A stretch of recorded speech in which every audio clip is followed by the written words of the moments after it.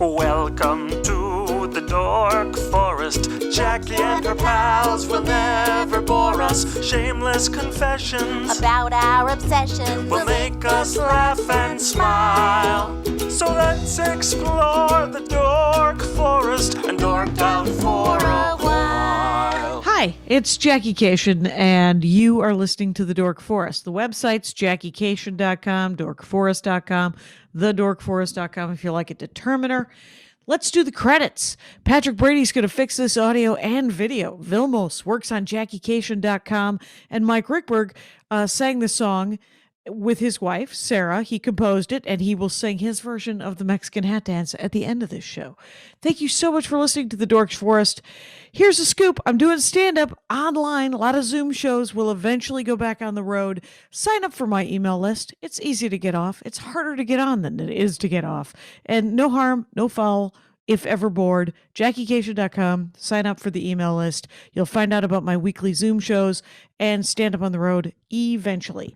You may donate to the show if you would like. I would like. Sure, I would. There's PayPal, Jackie at JackieCation.com, and there is a PayPal button on both DorkForest.com and JackieCation.com. And there's Venmo, if you like Venmo, Jackie-Cation, oddly enough. If you have listened to all of the shows, go to dorkforest.bandcamp.com, I think. The Dork Forest has a Bandcamp page. You can listen to a lot of ones that are free from pre-2009 when I started pre-recording. And then there's live episodes that cost me a couple of bucks, so I charge you a couple of bucks. There's also some stand-up. There's a story album that's very exciting there. And other than that, I have a lot of merch in my garage. Feel free to order if you know anybody who doesn't have any CDs or the DVD. And you can follow me everywhere at Jackie Cation. Let's get into the show. Hi, Jackie Cation. Here we are. Guess who's back? It's Mike Drucker. Hello. Hello. Whenever I talk about, anybody, what I like to do, when I'm talking usually to Andy Ashcraft, is I like to say this person, and then I go, he was the dork about the thing. Yeah. And for you, it's always VR. You have all the VR sets in the whole wide world. I do. Here's the weird thing about your setup. Wait, Mike Drucker. I should probably tell people. Is it at Mike Drucker? At Mike Drucker on Twitter. Yeah. On Twitter and all the things, which is hilarious and people should follow. And and it's got a lot of video game information, which we will be getting into. In detail. But and then so you have a book about video games called Silent Hill2. Yep. And you said it's part of a series where people write about different video games, and you're writing the one which will be out by the time this comes out. Yeah. On Silent Hill 2. And then you are head writer and one of the executive producers of Full Frontal with Samantha Bee, if I remember correctly. That is correct. Now, in less exciting, I have to show you this filter that reminds me of what it looks like where you are. Because you are where you are, right? You're sitting in your home. Yeah. Mm-hmm. Very exciting. What do you think of this? But it's like that. Is that what it? Yeah, I like that. That's kind of what it looks like. Mid-century chair. I see a mid-century chair behind you, and this is my favorite video filter on Zoom. That chair has that. People love that chair, and it was like I was like, oh, this is a nice chair, and I bought it. That chair gets more compliments than anything else in my apartment, including myself. Right. You're just like, wow, is that chair comfortable? It doesn't look comfortable. It's not. It's wobbly. No matter how much you tighten it at the bottom. Right. It's just sort of just sitting in a weird. All right. Right. Anyway, so what we're going to dork out today with Mike Drucker, you should know, is video games, but specifically horror video games, which I don't know anything about because horror video games, much like horror movies and television, genuinely frightened me. Yeah. So don't want any part of it. And but I know people who do, and they listen to this program. So I say, let's get into it. What is it like? The only one I know is Diablo. Yeah. It's scary. I think that's the first word I use. It's scary. It's pretty scary. I think that I like horror movies, but I'm not a huge horror movie person. Like I have friends who will watch everything on Shudder, will see everything that hits theaters, and I'm very pick and choosy with horror films. And I love horror video games, I think because of the agency you have. Like I find horror video games scarier than horror movies. However, the ability of me to control the character makes me less anxious. Oh. Does that mean like a jump scare? Oh, sorry. Yep. That makes like, sense. Yeah. Yeah. Okay. Yeah. Like jump scares scare me more in horror video games, but like I'm the one who's choosing to go in there, so I don't have to be like, oh no. Yeah, because you're just right. Because you could actually do something about it. Mm-hmm. That is the problem with horror movies and horror books, where I'm just like, that's not the decision I would have made. What are you? That's a bad call. Yeah, That's seriously a bad call. It's such a bad call. And it feels like it's a bad call made fictionally to move the narrative forward. And I was just like, that seems like sloppy writing. Yeah. How about something I mean, and granted, when something horrible happens in a scary movie where you've made all the right decisions, that which is what comes to mind is Silence of the Lambs, a movie I saw by accident. But here's the thing. I would never have chosen such a thing. Anyway, but this is a movie where even if you had done all the right things, the murdered people met the murderers and were murdered. So those are even scarier than, hey, dummy, don't. Yeah. Oh, did you hear a chainsaw and you saw somebody with bloodshot eyes? What is that? What's happening? It's fine. No. I don't know. I think that there's something fun, like captivating about horror games because it's such a real emotion it draws out of you in the moment. Right. You know, like with your listeners and you all play video games, like, you know, there's a lot of abstraction in games where you're thinking about what you're like, how you're playing as you're playing. But with horror games, there's often a removal of that sort of initial layer because you're so like invested in what's happening in the moment or escaping or keeping yourself alive. Okay. And to me, that almost like horror games create like a lot of immersion for me, you know, because you're so engaged with your fear, you're less like, you know, like paying attention to what's around you. You're less distracted. And that's doubly so in VR horror games, which are intense. Oh, I bet. VR horror games. Horror games. Holy smokes. Yeah. Yeah, that sounds like a terrible idea. Okay. Like there's one VR horror game called Duck Season. And the way it starts is it almost starts as like this 1980s nostalgia game where you're like playing sort of knockoff equivalents of old Nintendo games. And one of them is called Duck Season, which is their version of Duck Hunt. And the more you play it, the more it becomes weird and terrifying and like sort of meta. But there is a moment when you're playing, because you're like playing a little kid who's like sitting in a living room, but you can like look around and at certain points, like, you know, early in the game, like your mom might be cooking something in the kitchen or like someone's walking by behind you. Very 1980s sitcom house look. Right. And later on, you hear a noise behind you and you're like, I know I'm supposed to turn around. I very much don't want to turn around, but I know I have to. And when you turn around, it's terrifying without spoiling it. But it almost combines like a theme park with a horror film. Wow. So and the name of this VR game is Duck Season? Duck Season. That sounds incredibly well done. And it's horrifying. So yeah, because you're just playing Duck Hunt. You're sitting there in a game. Yeah. Like a nesting doll person playing Duck Hunt. And that's an okay game. You're just sitting there in a living room and you could look around the living room and you can do whatever. It's too bad there's no smell-o-vision. I know. Because then you could smell your mom's cooking or whatever. Right. And then all of a sudden you're not smelling anything. Maybe blood. Maybe horrible blood. Just coppery blood. Yeah. Just sort of sulfur. Yeah. And then you turn around and it's the devil.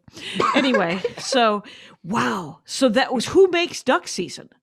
I actually forgot the name of the company that makes it. It's a relatively small indie company. Okay. And what is it on? Like what goggles are you using for this particular situation? It is on only right now PC VR, so like it doesn't work with things like the Oculus Quest. It might also be on PS4 VR, although I'm not certain about that. I played it on Steam. Oh, but okay. It's Oh, not just a expensive. Steam PC VR situation. Yeah. I also think that they converted it to non-VR, like you can play it just sort of like a regular game. But Ugh. to me, it's really the VR experience is what makes it. Oh, it sounds like the VR experience makes it. Yeah. Your virtual how much you love VR has been established. See his published works. See a previous episode of the Dork Forest, Mike Drucker. Yeah. And but the I love. Are there ones that are just 2D that are super fun? Yeah. Or horrifying? Well, then there's also like I would sort of unofficially split a lot of horror games into two different types. Okay. And this is oversimplifying, but like one type is more like your sort of run and gun or survive zombies, where it's really about surviving combat, finding ammo, hiding at the right time. Okay. So your Resident Evils, your let me think, what else? Outlast. Okay, or so Outlast. Resident Evil and Outlast or whatever are they like the only first person, like the first person shooter that I played the most in quarantine, and possibly enough to actually get okay at it. Yeah. And essentially, like when I first started playing, I was playing, over the headset, and there were children going, "What are you doing?"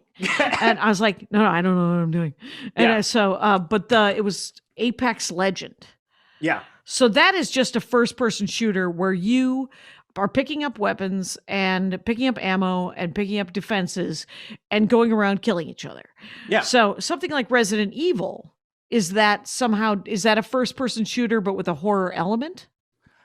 They have first person shooters like that. That one is usually third person, so you're seeing over the shoulder, but it's very much like that. And there are games that are online that do that with horror. Like there's this game called Dead by Daylight, which is an awesome game. And in it, 4 people play humans. 4 people are humans and 1 person is a killer. Okay. And you're basically, the 4 humans are trying to work together to like start generators or find a car or escape.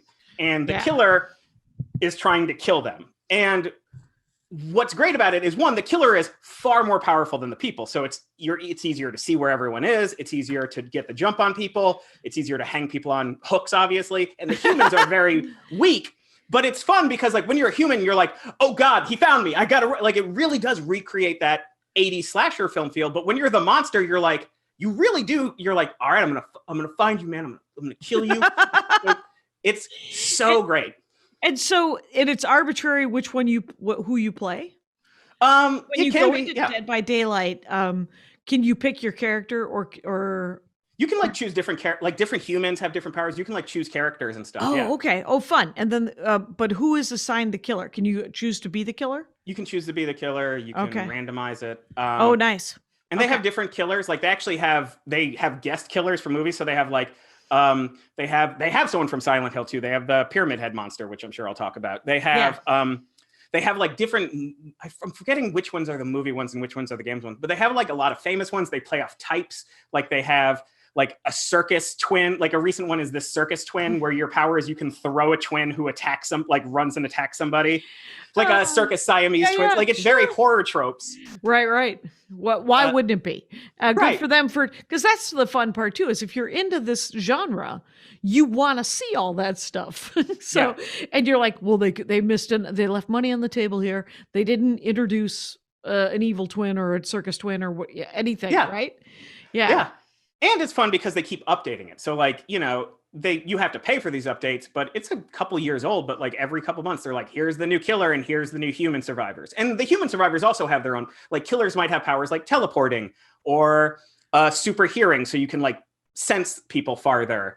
But the humans have things like they're able to maybe like trick the killer or they're able to hide better. Like, so everyone has their own little superpowers depending on who you are. But again, it's so much fun. It's so much fun hunting down people. I would like Home Alone powers. And, I would like to be able to take the products in a Target and then turn them into something that would That'd be thwart the so bad great. guys. Yeah. So let's back up though and talk about, are there older ones? Like, should we get into this slower? Talk to me. Yeah. Yeah.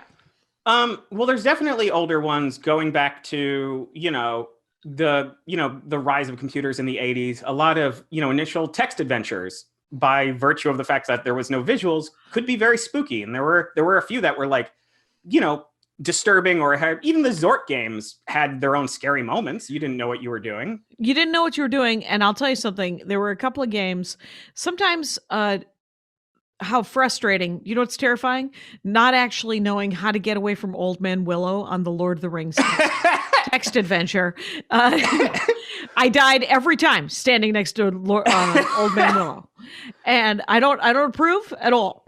And then I played a bird's eye one, like a top down, run around. It was half text and half mediocre. It was Dungeons of Doom. Something like that. Something of Doom. Anyway, but you'd go through all these levels and you'd pick up different things, and you could eat things, and you could get sick, and you could die. And but then some of the monsters had their movement, like D&D movement, was much faster than yours. So you would see them on the top-down view of just essentially a box with a bunch of squares of the dungeon, and then they would be on the corner, and then all of a sudden they were right there, and you're like, and that was about as scary as I wanted. Now, there had to be scarier ones than that. But there were a lot of games like that. Like, I forget the name of it, but one of like the first big horror games was basically a maze where a T-Rex is chasing you, and it's, like old computer, almost like HyperCardy, where it's like you move forward, the screen flashes, you're a little bit forward. It's not like seamlessly moving. But then what made it scary is you'd have little things where it's like, it's looking for you, or it's right behind you, or run. And so like it had these things where you're like, oh no. And that was like, if you look at it now, and again, I forget the title of it and I apologize, but if you look at it, it's like the most simple graphics. But you can imagine being in the 80s being like, oh, this thing's chasing me, and this game is letting me know how I'm being chased. Right. And with that flash sort of reload business, it flashes, and then all of a sudden you get a message going, oh, it's right behind you. Yeah. And you're like, while it was loading? And so it's so funny though. But then, over time, games got a little more complex, obviously. I think the first one that's kind of like considered the first true modernish horror game is Alone in the Dark. Okay. Which was a game in the, I want to say early 90s, maybe late 80s, a PC game. And it's a very slow, very ugly looking version of what you probably see in Resident Evil, where you're moving around rooms, where there's sort of skewed camera angles to give you that horror movie impression. Okay. Where like things like walk by, like you see something cross by a window and you're like, what was that? And it was very Lovecraftian. That's another thing too, is far, far more than movies. Video games they love Lovecraft.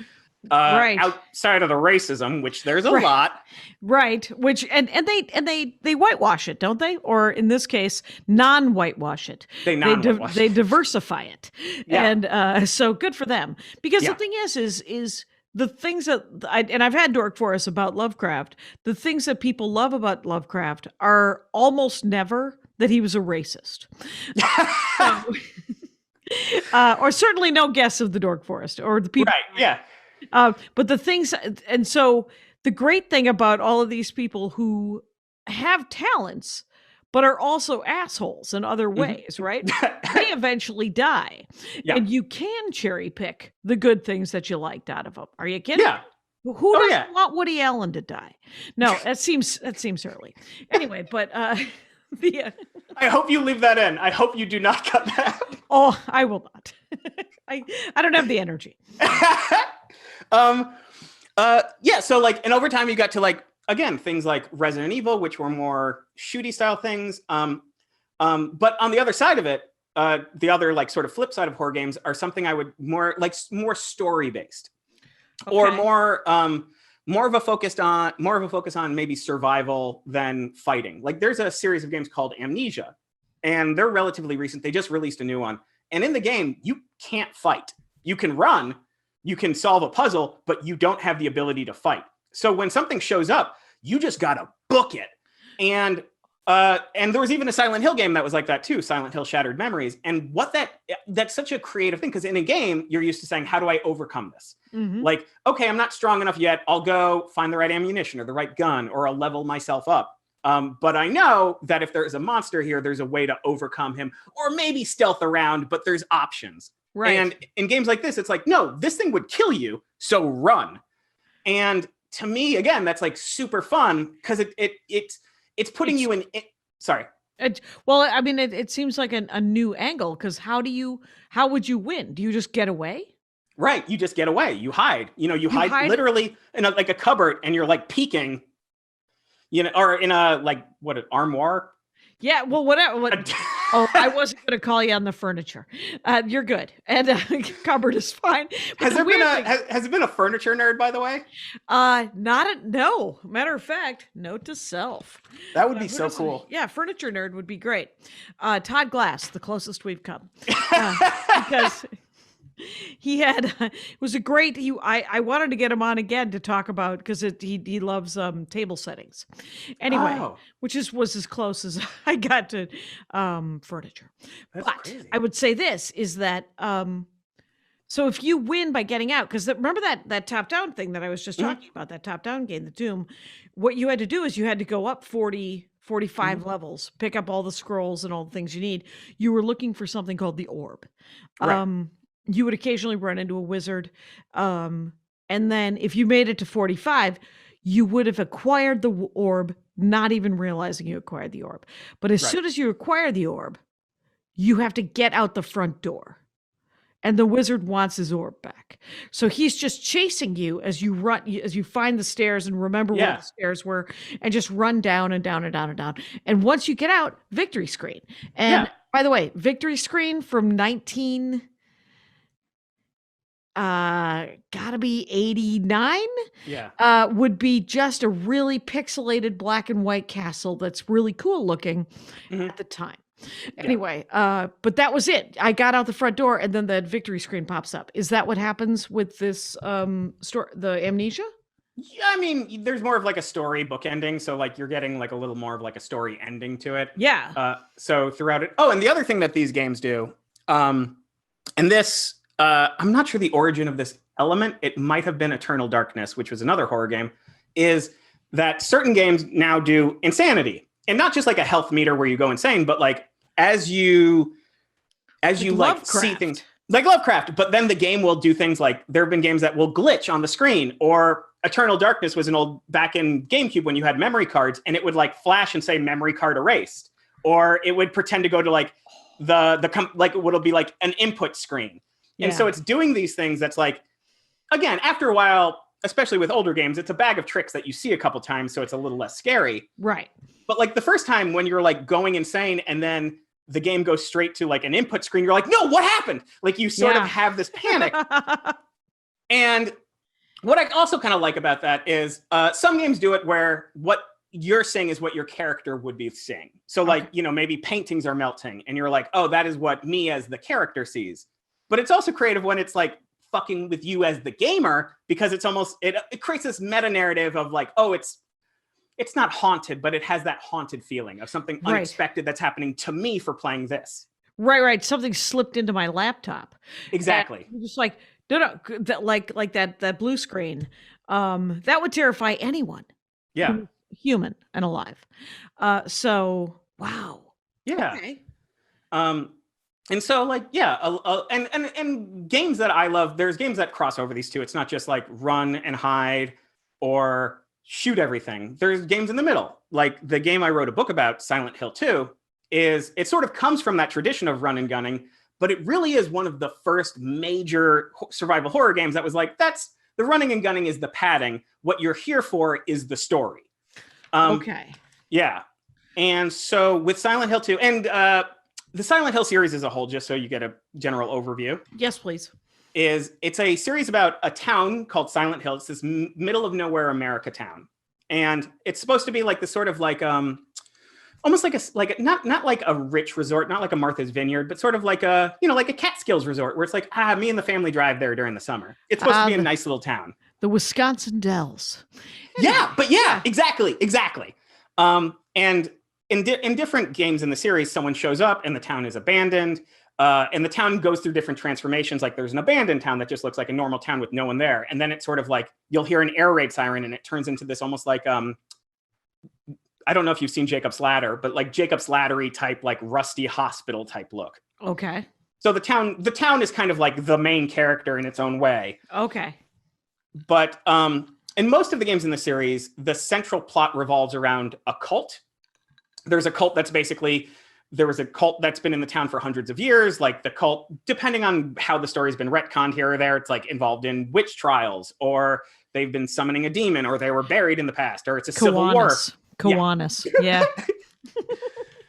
And but in 2, the cool thing about 2 is it's not about the cult. It's about this guy who got a letter from his dead wife that says, "Meet me in Silent Hill. Like meet me at our special place in Silent Hill." Oh. And does he know that she's dead? And does. He's like, this is where ghosts can come and hang. Okay. Right. And also, this game is 20 years old, so I'm going to spoil it for anyone listening. Oh, right. So make a note. Yeah. It's and it's fine.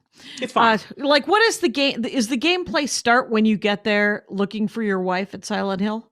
The gameplay starts with actually you looking in a bathroom mirror as this guy, James, and you're looking in the mirror, and then you're just in this dirty bathroom that has just like a gross rest stop bathroom that you walk out of, and then you start exploring the town. But it even starts you off in this gross place where you're like, it's not that you're scared, but you're like uncomfortable. Right. You've already been placed in a place where you're like, what is happening? Yeah. And so in the game, and like it's sort of like Resident Evil where you find a gun or something, like you even have like a plank that you can hit monsters with, or a pipe. mm-hmm. But the meat of the game is, you're walking around this town, going into different buildings, and you're trying to find out, and you're meeting people. Like you meet this woman, Maria, who looks just like your dead wife, but she claims she's not her, and she keeps making fun of you for thinking she's her, but like she seems weird. And there's this woman, Angela, who seems very confused, and she's looking for her mother. And I'm very excited, so that's why I'm like, yeah. But like, or Eddie, who's this like overweight, very sensitive, bullied kid character. And each of them has their own story. And one of the things that makes it interesting is, for a game from 2001, you are the central character, but the other characters have their own things going on. So their stories aren't in service of your story. It's more like, here's other people in this town going through shit at the same time as you. And sometimes you'll cross over with them, but their personal hell is not your personal hell. Does it feel like they also got letters from dead people? It sort of is. Like Angela, the woman who's looking for her mom, you find out that you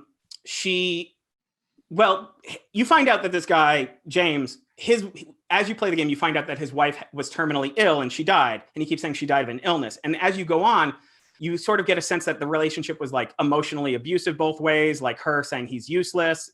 And what you find out later is that he smothered her to death with a pillow because he couldn't take that she was sick. And this was like almost like this weird revenge, not revenge, but sort of like he didn't remember it until he was reminded of it by the town that's punishing him.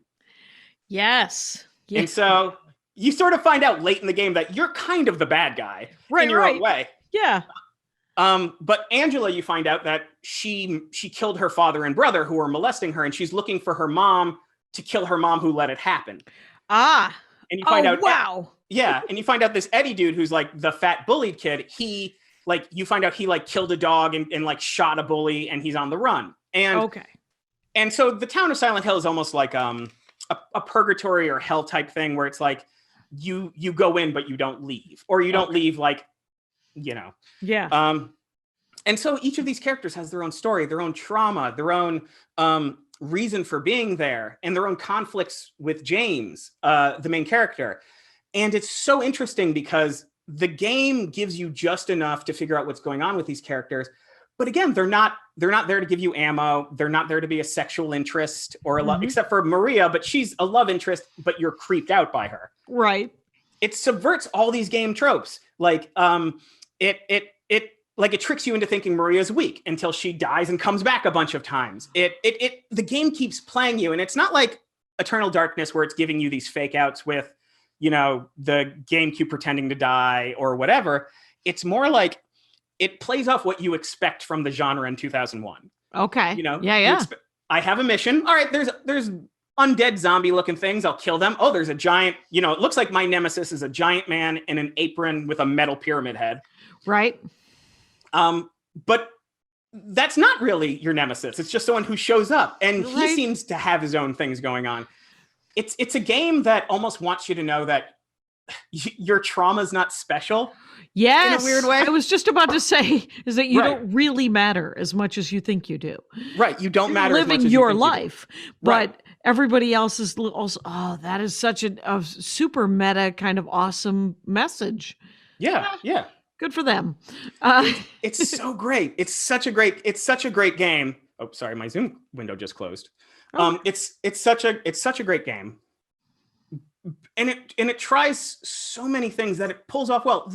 And the other reason I love it so much is for 2001, again, games were advanced by 2001. Oh yeah. But they didn't always handle the darkest shit that well. Like horror games were usually like Evil Corporation, Zombie, or, you know, being chased by, you know, a Jason Voorhees equivalent.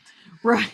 Right. It feels, if it just seems like a real basic, like the same three tropes. So things that were interesting, like if I remember correctly, I remember my nephew, this had to be in the middle 90s when he was playing Diablo. And I think it was the music that creeped me out more than anything.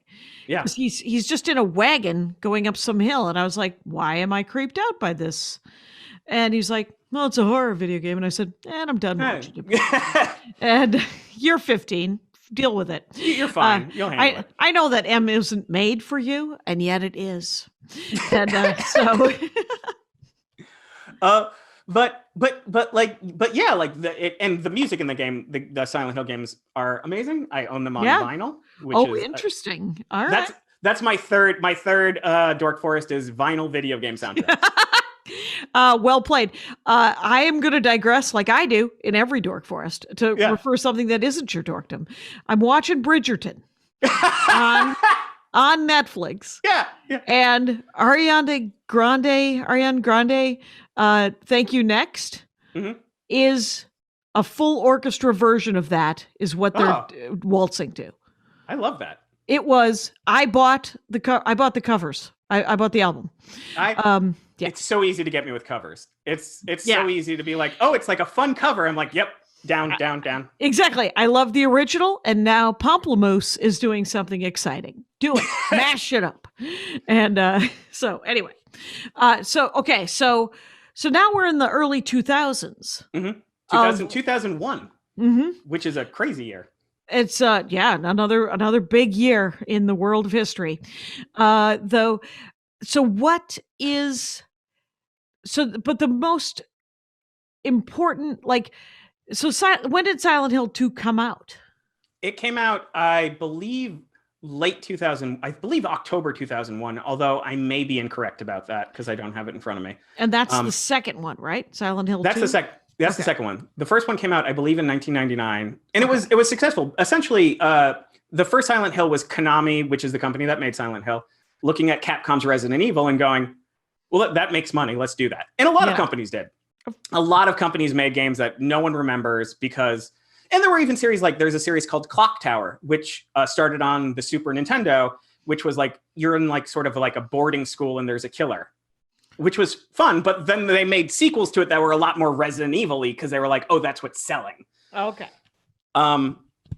So the Silent Hill game, the first one was a success. And the second one was actually slightly worse reviewed than the first one because it was less run and gun and it was more just like talking. Spooky story stuff. Right. Yeah. But to me, that actually is what makes it so superior, is that it's also a short game. It's 8 hours. It's a small game. At the same time, Konami was releasing this game called Metal Gear Solid 2. Right. And, the Metal Gear series are these epics.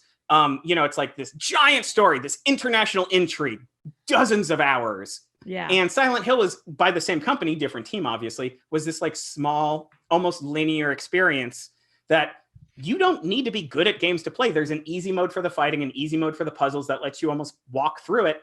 And honestly, you kind of should, because the fights are window dressing. Right.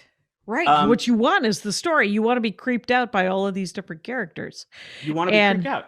And you can interact with those characters on the easy mode. Exactly. And still have some gameplay. So, all right. And yeah.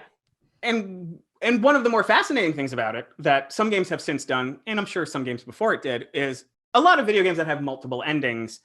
It's very clear what choice you should make or failed to make. Whether, it's like, oh, I'm going to save this person or kill them. And you have like a little like, a halo appear with +5 good points or evil, or you lost reputation. The game doesn't do that. Instead, it just records minor choices you make, and that determines the ending. So if, for example, this like Maria marries your dead wife, Maria is like the sexy woman who looks exactly like her.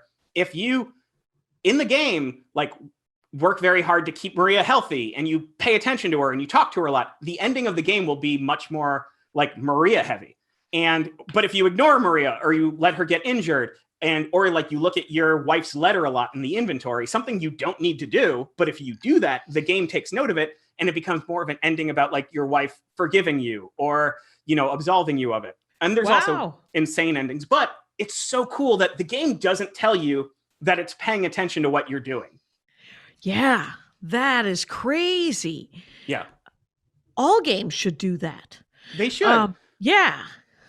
And more games do it now. A lot more do it now. But at the time, it was like, it's not like I failed the torture scene and therefore I got the bad ending. You're more like, I don't understand. Why did I drive my car into the lake? Right. Which is one of the endings. It's you've been dead the whole time and you drowned yourself. Oh my God. I have to say that, you remember Fallout?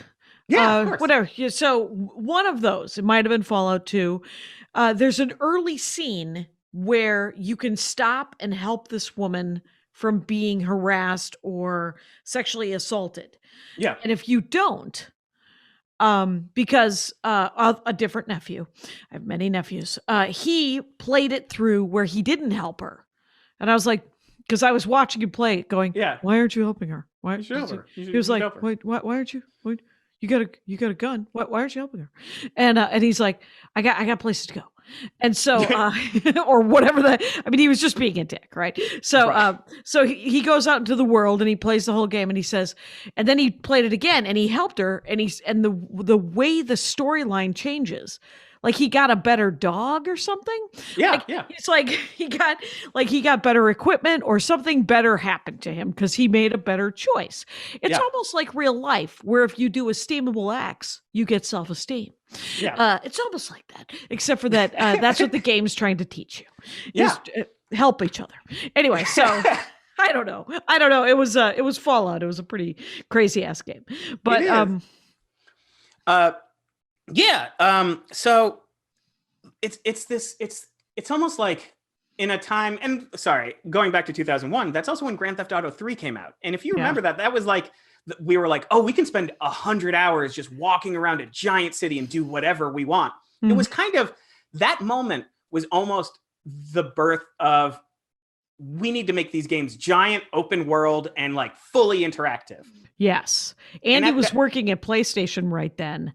Yeah. And he was working for 6 or 8 months. He was working on this game that was supposed to be much like TVs. The video games get canceled.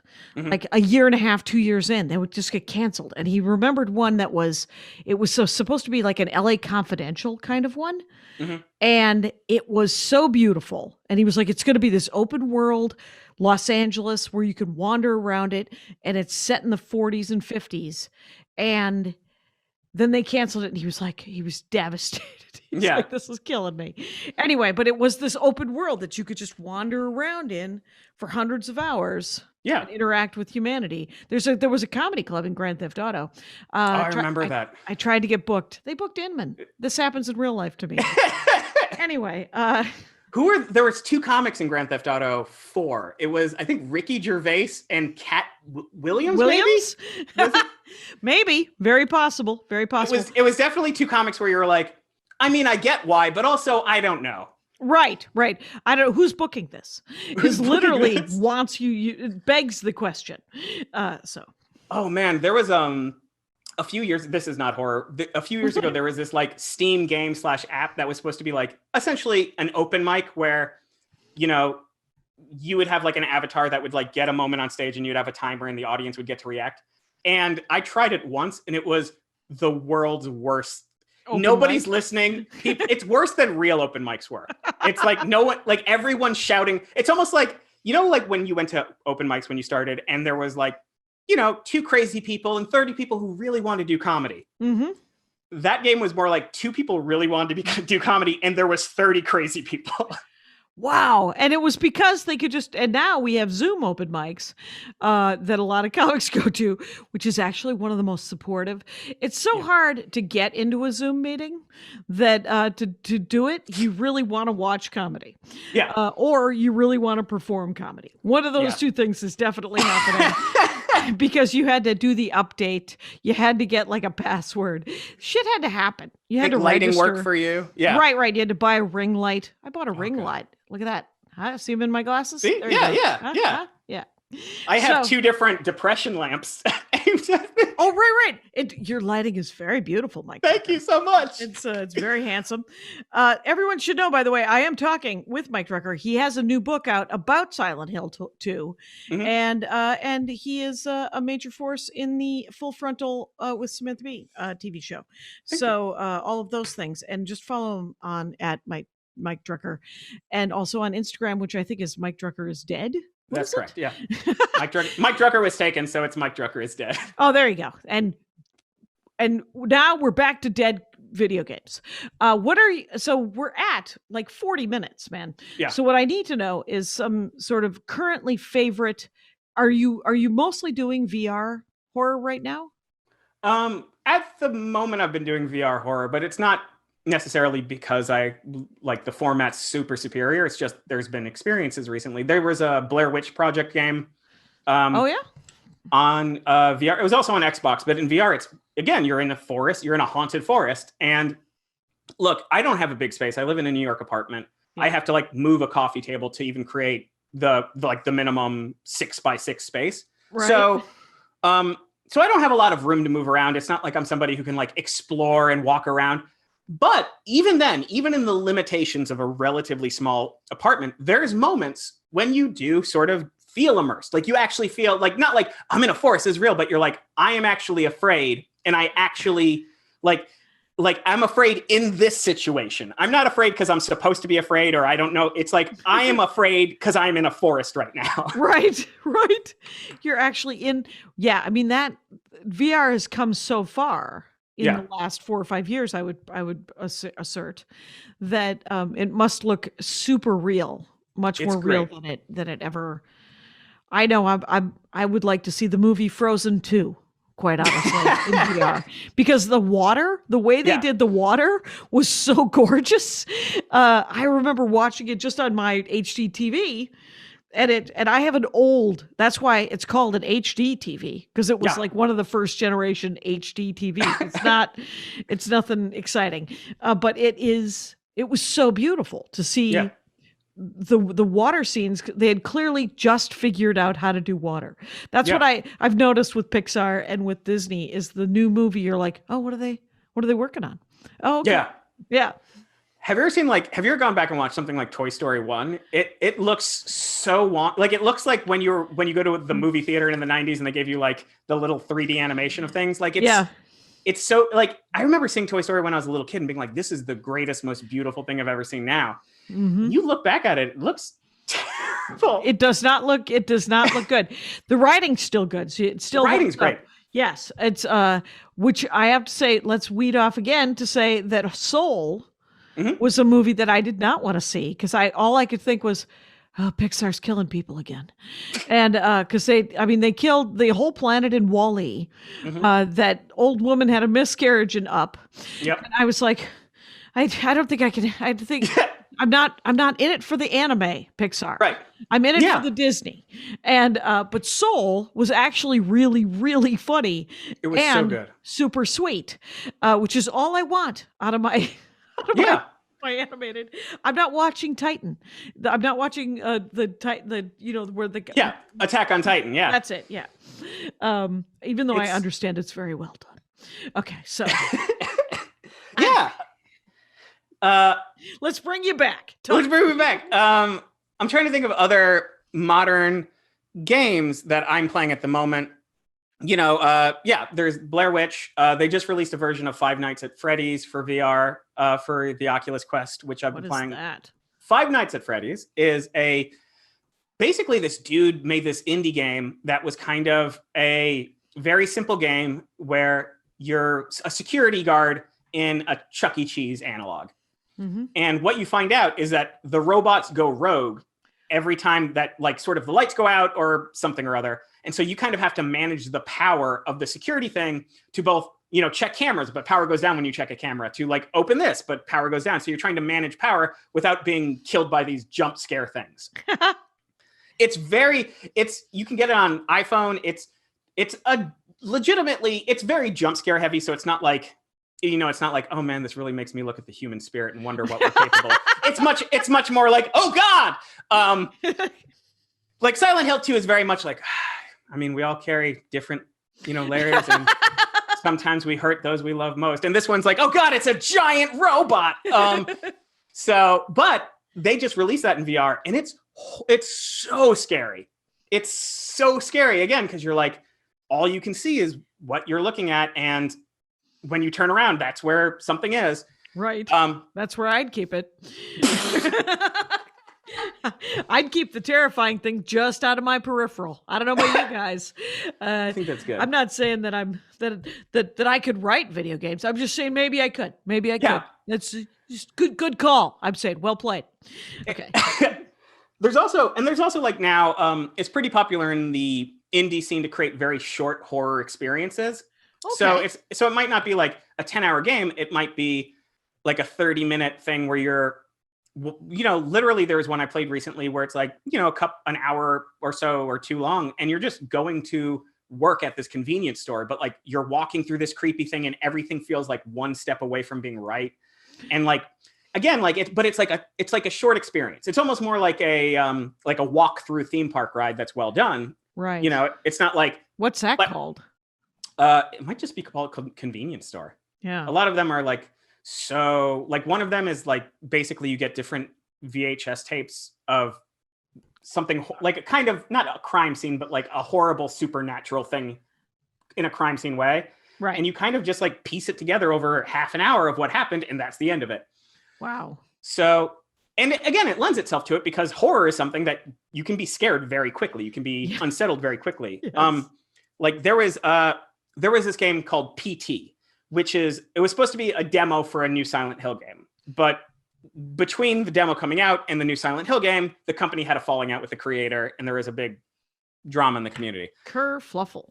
But this game, PT, is actually now considered one of the best horror games ever made, even though it's just a demo, because it's a very short experience. It's about 15, 30 minutes, and you're just walking through the same hallway every time. But again, it's one of those things where things change. Or, if you open the door to the bathroom, there's basically a bloody fetus in the sink, but it's living and crying. It's very creepy. You're hearing radios go off. It's hard to describe, but it's this tiny short experience. Again, it was a demo. It was never supposed to be a full game. But literally, the company sucks. So they've tried to you can't download it again if you delete it. So there are people, including myself, I have a PS5. PT doesn't work on the PS5. It only works on the PS4. So I'm keeping my PS4 just to preserve this demo that the company wants to nuke. Right. You'll show them. I'll show them. You'll show. It's sort of like when I learned that my iPhone could actually record things that were on the video. Mm-hmm. I was like, oh, well, then I can just record whatever this, rant that I can't download. You know how some people are better at ripping YouTube videos. Yeah. I can rip a YouTube video, but you can just hit record on your phone, and then it records whatever's playing on your phone. Yeah. Twitter or Facebook or Instagram or whatever. And and I have kept some things that are dumb that will not, for posterity reasons I don't know why I would keep, it's literally an underwear ad for the guy, Chris Evans. Oh my And God. you're just like, I love Chris Evans, and he's very He's great. handsome, super pale, Mhm. in this True. weird. I was like, why? Why am I keeping this?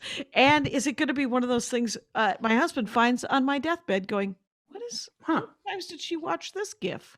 Chris Evans, huh? Over and over It's still on the phone, still on the holophone. again? 45 years later, it's still on the phone. Right. And she's kept it charged.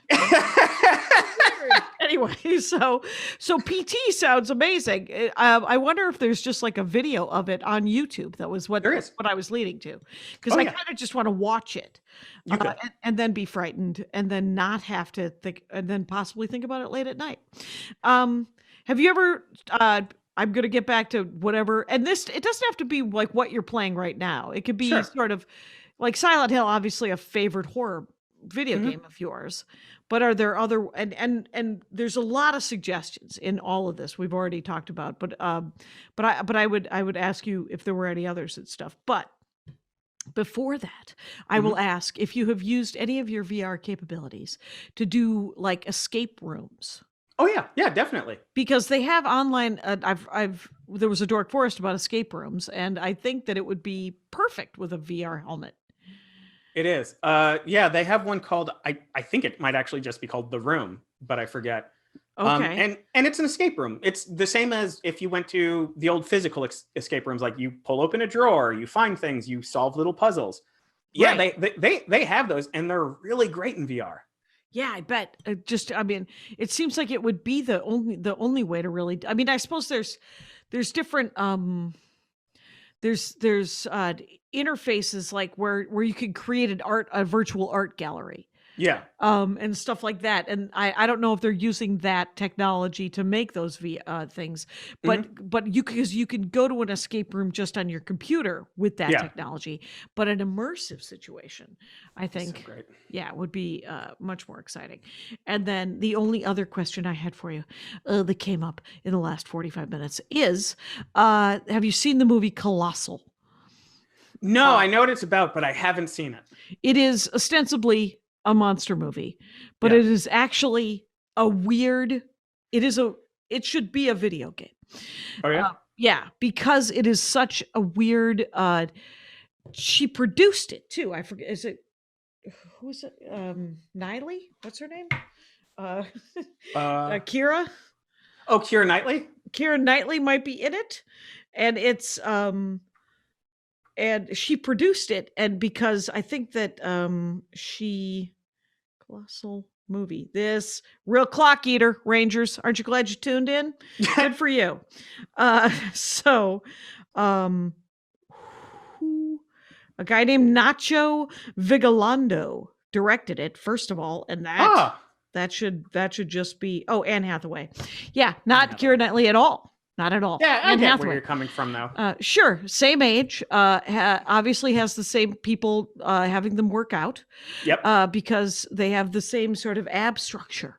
Yeah. Good for them. I would like someone to force me to work out. Right. But it's not happening. We can't all be Kumail. Like We can't. I swear to God, if they cast me in a Marvel movie, I might spend 2 years trying to get it together. Yeah. Yeah, I would, and then I would be just as irritated as Kumail's wife was for those 2 years. And then, of course, while being supportive, because Emily said that she was super unsupportive, and then supportive, and then unsupportive again, and then Yep. supportive again, Yeah. because it was maddening. Of course, I'm sure. I'm sure it was insane, 6 hours a day, and then eating just one piece of raw tuna or whatever the hell, like he's a dolphin. Catch it. Anyway, so Colossal is a 2016 science fiction black comedy film directed and written by Nacho Vigalondo. Oh. And it is a delight, and should be a video game, and would be an excellent kind of scary video game. Okay. Because it's got that discomfort level Yeah, that I think that you seem to enjoy I do. in a video game, where you're like, it's just slightly off. That's what I like. I like not like in some haughty way, but I don't love torture porn. No. Like if there's Take a stand. but I mean, like, people like movies like Hostel, or like movies where there's like gruesome death scenes, or, like torture scenes, like Human Centipede type things. And those things they're not scary to me. They're just unpleasant. Like, I'm not scared watching it. I'm just like, don't cut off his finger. Like, it's just because you can make it look real doesn't mean that you should use that power.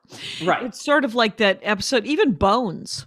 I would watch on the road. I would watch a lot of Bones, and they could make all of the dead bodies look real. And I was like, you guys are killing me, because I'm here for the hologram. I'm not here for the real looking death.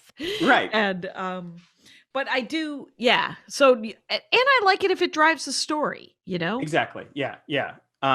Yeah. So I definitely gravitate more towards like the Silent Hill type things. The one step, like one thing's wrong, or there's something wrong with this town, or, I mean, to me, like, it's honestly, maybe the comparison is, to me, I don't necessarily love the back half of a horror movie when they're being chased by a guy with a chainsaw, but I love the front half when they're at a gas station and someone's like, y'all shouldn't be in this town.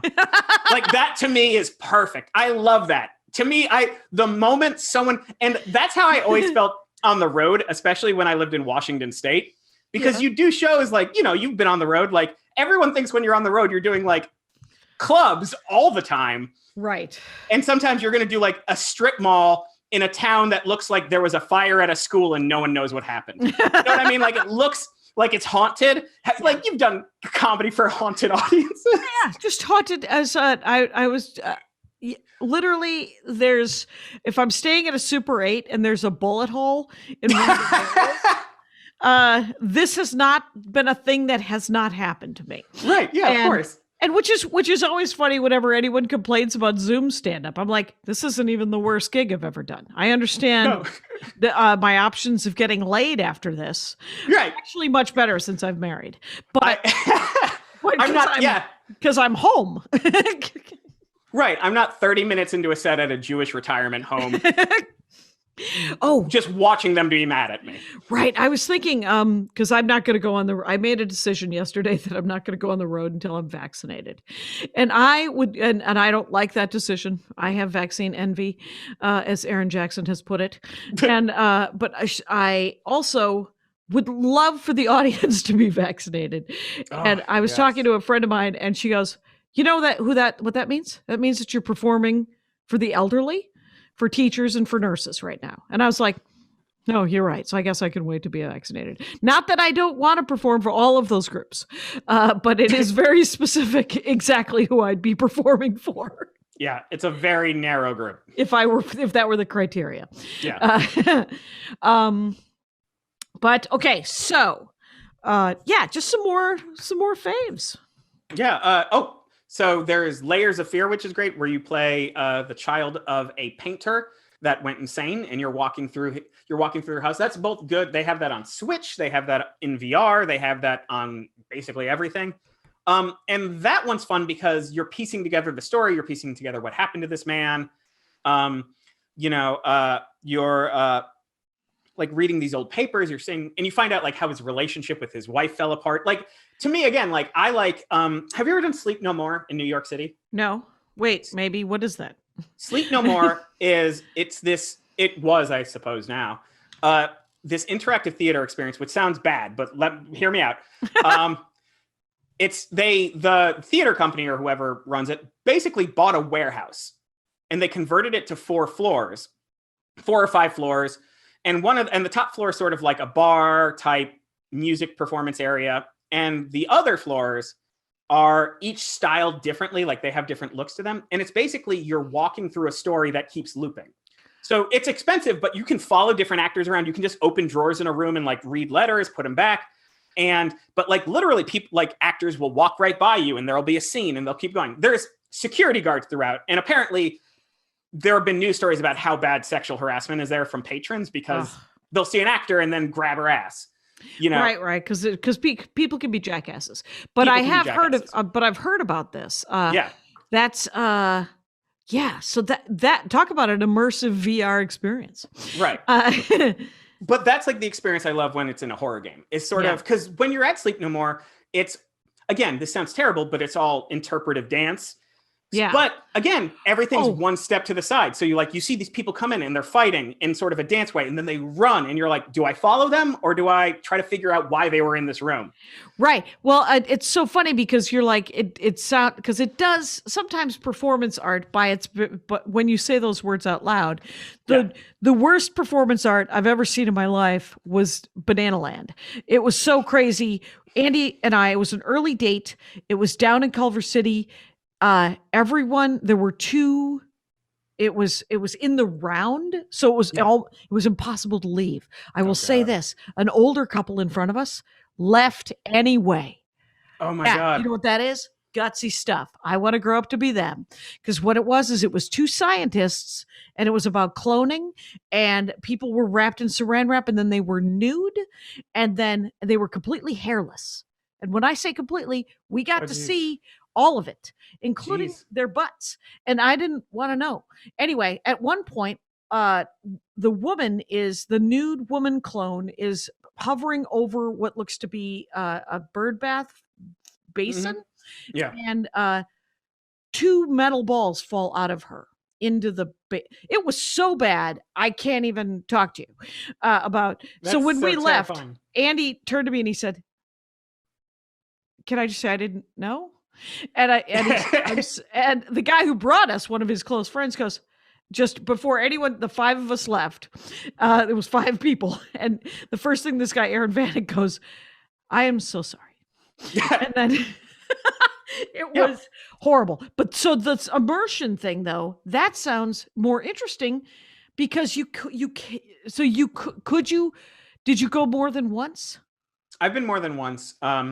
Each time I sort of I like to more get lost in it. I like to more explore the rooms. I'll watch scenes as they come in, but I'm a little less compelled to follow specific actors. Okay. But that's what I love in horror games. I love this almost quiet exploration of trying to figure out what's wrong, or what happened here, or why is this good? To me, that's far more interesting than killing the largest character, right? At the end of the game. Right. Those are different games, Yes. those sort of smash and grab and mm-hmm. bang, bang, those can be super fun. Yeah. But this game is different. This is a different genre. And you played many different genres, right? I did. Okay. So this isn't the only thing. You're not creepily sitting there trying to get uncomfortable. No. You have Animal Crossing or some damn thing that you're I definitely do. Right now I'm playing Dragon Quest XI, which is as opposite of those games as you can get. It's more like a cheerful anime for children. Oh, so well, what platform is that on? It's on all of them. Switch, Xbox, PlayStation, it's on all of them. It is such a lovely game. Dragon Quest XI. Yeah. Mike Drucker, it has been an hour. You should probably know that we have been talking, and I weeded off on you. Is there anything that it's much like soccer. Let's give you some of these minutes back. Okay. Is there anything that you didn't get to talk about that you want to tell us about? No, I think I hit everything. But if you want my book, it's called Silent Hill2. It comes out physically January 26th, I believe digital the 19th. Or it's already out. Yeah, and it'll be out by the time this drops. It's already out. That's awesome. Silent available, Hill 2. Yeah. Silent Hill 2. It's by Boss Fight Books. You can buy it. You can buy it on various sites. However, I recommend buying it from Boss Fight Books themselves. You can Google it and go to their site. Just because it's an independent publisher and the money going to them would be great. Yeah. January 26th. Yeah. And then it's at Mike Drucker on Twitter and at Mike Drucker is Dead on Instagram. That's right. And people should watch Full Frontal. Because it's super good. And, I thoroughly enjoy it. And do you have any albums? I don't. Every time I've planned an album, I have either gotten lazy or gotten a writing job that sort of kiboshed it. That is all of our losses, just so everyone knows. Oh, and thank you. For you are a delight. Ladies and gentlemen, we've been listening and talking with Mike Drucker. We've also been listening and talking to me as I wax like I do. Thank you so much for doing the show. Thank you for having me. And Rangers, you know the rules out there. Take care of each other. My hat, my hat, my hat. They're dancing around my hat. My hat, my hat, my hat. Well, what do you think of that?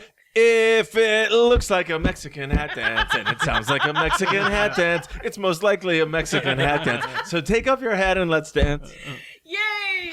Oh my God. Why don't we just call that as the end of the show?